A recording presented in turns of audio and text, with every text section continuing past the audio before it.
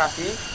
Artinya BPJP sudah meninjau di sini dan dilakukan pemugaran begitu ya. Dan disinilah ada struktur bangunan lagi begitu ya.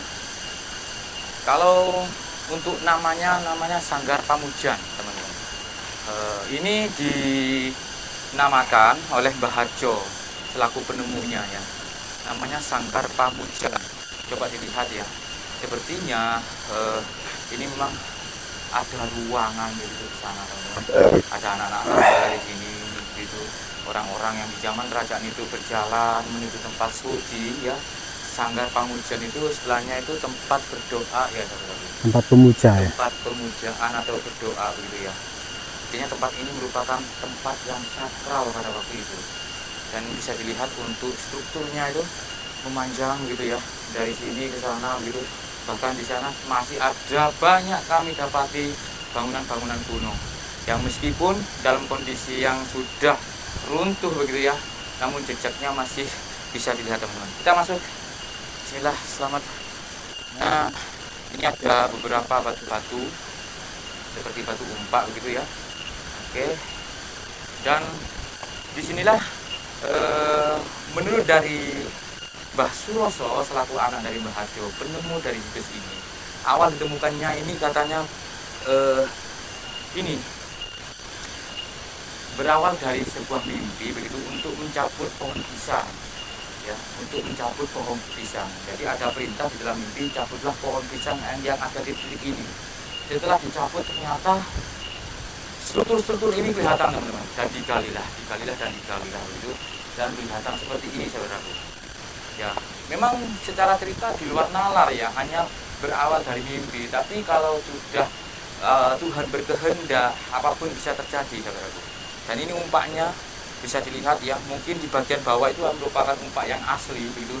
Dan disinilah kita dapati angka tahun saka tersebut, teman-teman, yang sudah ditemukan oleh almarhum Mbah Harjo.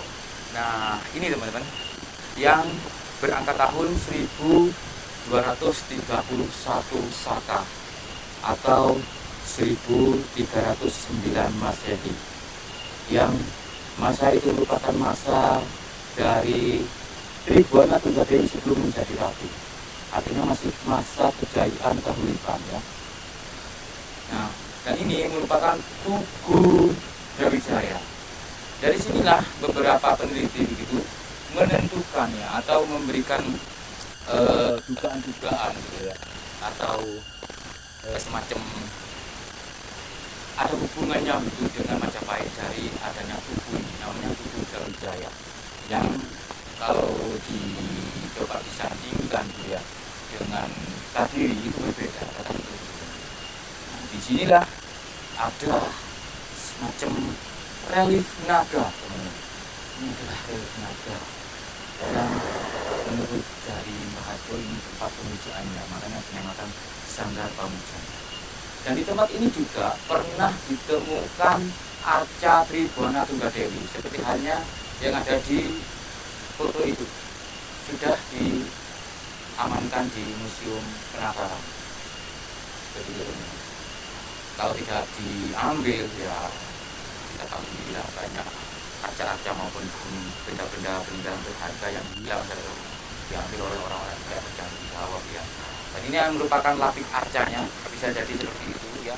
Dan akhirnya ini terbalik, teman-teman. Harusnya yang di bawah itu berada di atas, katanya begitu. Namun memang sengaja dibalik supaya tampak seperti meja gitu, dan menjadi cerita juga ya, timbul satu cerita yang ada di sini. Coba diperhatikan, teman-teman, batu yang ada di depan kita ini merupakan batu yang utuh ya. Ini merupakan batu yang utuh dengan panjang kisaran 2 meter ya. Lebarnya 1 meter, dan ini tebalnya ini bisa jadi 50 cm lebih ini. Dan ini utuh, teman-teman. Ya, bukan suatu batu yang disambung gitu ya, tapi ini utuh. Tapi di bagian sana sudah pecah ya, mungkin karena kondisi ataupun faktor alam. Jadi ini ditemukan oleh Mbah Harjo di tahun berapa? Di kisaran tahun 1989 ya. Dan ini yang dimaksud dengan Tugu Brawijaya. Makanya perbedaannya dengan Kadiri ya, ini yang menjadi pembedanya katanya. Sehingga di sini timbul dugaan peninggalan dari kerajaan Majapahit. Kerajaan Majapahit ya. Dan lantai ini teman-teman yang terbuat dari batu-batu andesit ini ya, mungkin ini material pak gitu yang sengaja ditata gitu oleh Mbah Harjo bersama Kang Suroso selaku anak dari Mbah Harjo gitu. Dan inilah yang dimaksud dengan Sanggar Pamujan, tempat pemujaan atau tempat untuk berdoa. Oke, kita beralih ke sana teman-teman, ke barat. Ayo kita ke barat. Nah, kita ke barat, kita keluar dulu. Oke, kita keluar dulu saudaraku.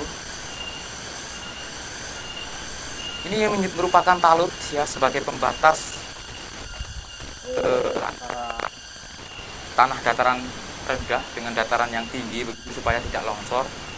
Dan ini sudah ditemukan dalam keadaan seperti ini ya. Ini bukan ditata begitu oleh orang-orang sekarang, tapi waktu Mbah Harjo menemukannya begitu ya, dengan ditutupi semak belukar yang cukup rimbun pada waktu itu ya, kondisinya memang seperti ini sudah. Jadi memang ini ditata di zaman kerajaan Majapahit. Dan kalau kita coba geser kamera saya ke sini, inilah yang dimaksud dengan tempat tirakat ya, atau tempat bersemedinya ya, tempat bersemedinya. Nah, nama ini diambil dari keterangan Mbah Harjo sendiri, sebagai penyambungnya adalah Kang Suroso selaku anak dari Mbah Harjo. Jadi ada kemungkinan ya, Mbah Harjo itu punya kelebihan bisa berinteraksi begitu mungkin dengan ruang astral yang ada di sini, sehingga Mbah Harjo sudah bisa memberi nama bahwa ini adalah Candi Cungkup, ini adalah Sanggar Pamujan, dan yang di depan kita ini adalah tempat tirakat atau tempat bersemedi gitu. Kita naik teman-teman. Nah, bisa dilihat saudaraku, untuk di bagian bawah ini ya, tampak sekali bagaimana batu-batu andesit ini ya, memang kemungkinan ya ada bencana yang sangat besar, mungkin erupsi Gunung Kelut ya, lahar begitu ya, letusan Gunung Kelut yang cukup dahsyat begitu, sehingga meluluh lantahkan bangunan ini ya, sampai berantakan ya, berserakan seperti ini saudaraku. Nah, dan ini adalah yang dimaksud dengan area Candi Gadungan.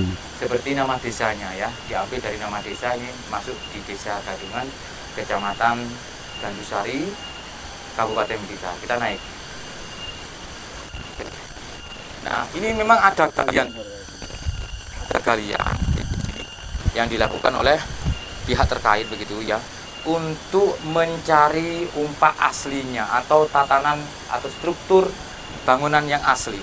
Jadi kalau di atas itu mungkin sudah material lepas, namun di sini teman-teman, di bagian bawah ini tampak sekali adalah material asli yang masih dalam posisinya begitu teman-teman.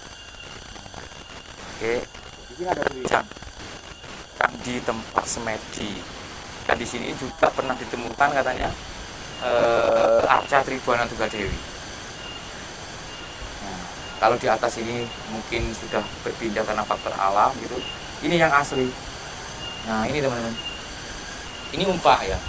Ini umpak persegi 8 ya, seperti di Pendopo Agung Trowulan gitu. Dan kemungkinan memang tempat ini dulu punya tiang-tiang kayu-kayu besar ya, ya, yang penyangga ya, sebagai penyangga bangunannya gitu. Oke. Nah. Oke, kita lanjut teman-teman. Oke, kita lanjut menuju ke sana, ke lebih dalam lagi area hutan teman-teman.